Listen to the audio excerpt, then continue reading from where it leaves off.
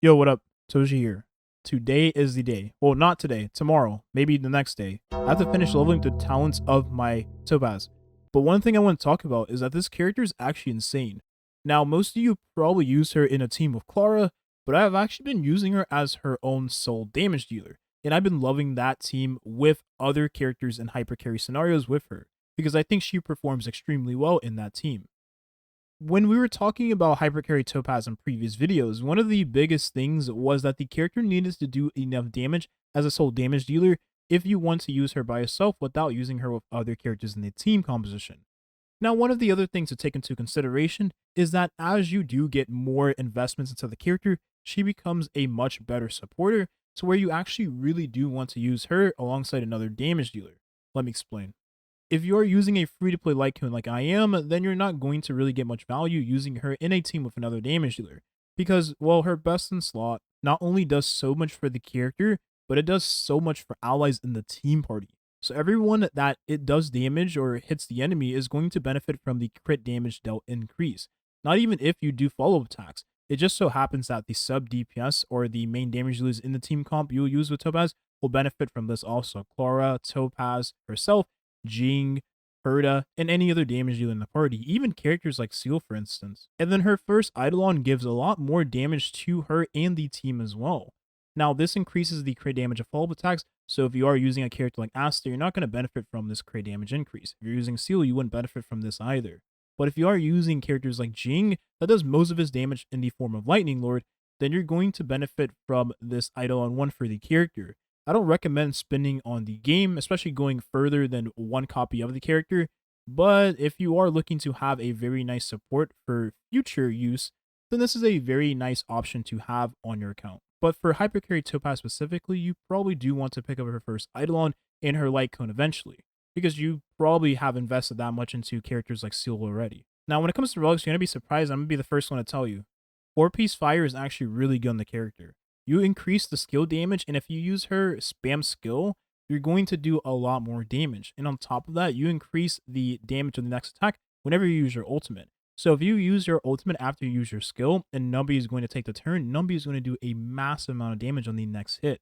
This is very good because you ideally want to get your ultimate as fast as possible. And if you're using her with Ting Yun, things get really crazy with this 4-piece relic set.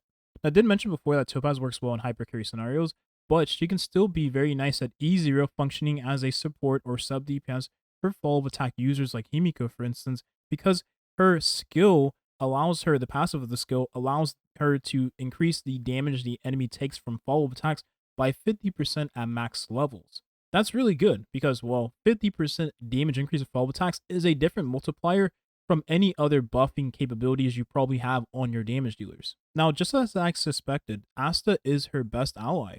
I use her all the time with Topaz and I have no regrets. This character gives her the much needed speed she needs. Well, Topaz isn't really that slow with her base speed. She has 110 base speed, which is 5 less than Seal's. But Asta gives her much more speed and gives her attack percent on top of that while giving her up to 42% fire damage bonus. That is extremely valuable for Topaz herself and other allies in the team party like Himiko if you plan to use her as well. Topaz has a trace that increases the damage she deals to enemies that have fire weakness by 15%. So ideally, if you're using her in scenarios where the enemy isn't going to have that weakness, you're going to need Silver Wolf for that extra damage, because this is a huge portion of damage you're missing out on, and there's some other things you need to take into consideration with Silver Wolf as well. Silver Wolf's ultimate allows the enemy to have a mass defense shred. Now, as you all know, enemies at higher levels, whether that is higher levels of Memories of Chaos, or even Swarm Disaster, they have extremely high defenses, so the mass defense shred she puts on the enemy is extremely valuable. It does last for 3 turns, and it has a 100% base chance of landing at max levels. Now, when the enemy does have that follow-up debuff put onto them, then Topaz is going to do massive damage to that single target, because the defense shred with that follow-up attack debuff is going to incredibly increase her damage greatly. And furthermore, when you have that fire weakness on the enemy with Soro's elemental skill, you're going to love the damage res decrease that she puts on the enemy as well.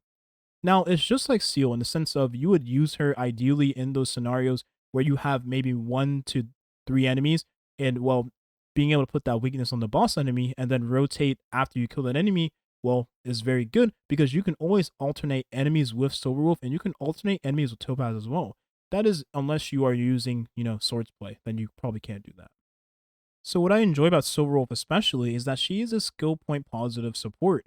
Now, you don't even have to use her as a skill point positive support. You can use her with spam skill if you want to do more damage, but do keep in mind that if you're not using a mono comp or you're using a comp with 3 elements, then you're probably going to struggle with getting that fire weakness at times, especially if the enemy doesn't have, in my case, physical, or doesn't have, in my case, also quantum weakness. Now, funny enough, Guinai Fen you actually can use, and I'm going to explain to you why. Guinai Fen, just like Topaz, benefits from everything Asta provides, right? The speed and the attack increase is very good for characters that deal damage based off of dots. Guinai Fen is a special character. She deals a nice damage like Palo as well, making her a very nice sub DPS, and she has AoE Defense Shred. Furthermore, she can detonate her own burn dots, and the dot you have from Asta put onto the enemy means that Guinai Fen will detonate that as well. So that means if you have her in this team, you're going to benefit from everything Topaz already benefits with, and still buff her own damage as well because of the vulnerability debuff that Guinai Fen puts on the enemies. And if we're talking about hypercarry scenarios, of course Ting Yun is still really good because her capabilities of buffing a single ally means, well, Topaz will make sure she gets her ultimate all the time because of the energy that Ting Yun funnels to her. And considering Topaz is a character that benefits greatly from having her ultimate up at all times, by the way, I did not know she had a mole in her thigh. That looks really fucking hot. Anyways, being able to increase the crit damage that the enemy is taking from Numbi doing more damage with that ultimate means that you're going to have a lot more value of Ting Yun. And if you're like me and you have the 4-piece fire, then that 12% fire damage bonus is going to benefit her and Numbi greatly. So this reminds me a lot of the release of Seal. She was a character that was also really good with the same allies that Topaz is good with as well. The only exception being Bronya. And weirdly enough, Bronya is a character that I have not found much value with Topaz for right now at least. Now you can give crit damage and attack to Topaz, which is very good. Numbi benefits from those buffs as well because it lasts for 2 turns instead of 1. But the elemental skill, well, that lasts for 1 turn. So that means Numbi may not be able to take advantage of that. That is unless you have used your ultimate and you hit the enemy as soon as Numbi is going to attack. That's only in that scenario. Other than that, it's really clunky and it's hard to make work. It's kind of like using Yukong before Eidolon 6. It can work at times, but other times it's just going to make you pull your hair out. But again, this is a character that becomes a much better support for follow-up attack characters in general with backloaded damage because her 6th Eidolon allows her to increase the skill turn by 1 turn for that ally that she uses elemental skill, in this case Topaz or Jing for instance, which means that their backloaded damage will benefit from the damage increase as well. And then for Topaz specifically, of course, Eidolon 4 allows Topaz to push up Numbi with that enemy having a win weakness, but only in those scenarios. And there is quite a few enemies in the game that does have win weakness. So as much as I would love to use Bronya, she's not a good character right now for Topaz. But things will probably change like maybe 2 years from now, right? So there you have it. This is going to be my review for Topaz as a hypercarry, and I think she really is good as a hypercarry. I'll go as far as say if you have really good stats on your E0 Topaz, then this is going to be one of her, if not maybe her best team, depending on, of course, the stats you have of the character. Because you benefit greatly from increasing her own personal damage and taking that other DPS with follow-up attacks and putting them in their own team as a different hypercarry team altogether. Because that is what's currently meta at Honkai Star Rail, unfortunately. However, if you do have her first Eidolon and you have her first best in slot light cone, S0, right? S1, whatever you call it, S1, Eidolon 1, E1, S1, there you go. Then Topaz is going to do much more damage and buff the capabilities of the allies as well. Then she becomes a character that is much better in those dual DPS comps. But until then, I found myself using her in the hypercarry formations, and I really do love Silverwolf. She is like my favorite character. So ideally, I want to use her with Silverwolf regardless. And these two work extremely well, just like Seal and her, for instance. This video here, thank you for watching. I will have more videos Topaz coming in the near future, so look forward to that. And of course, I am still working on the guide. Thank you for watching and have a nice rest of your day. Peace.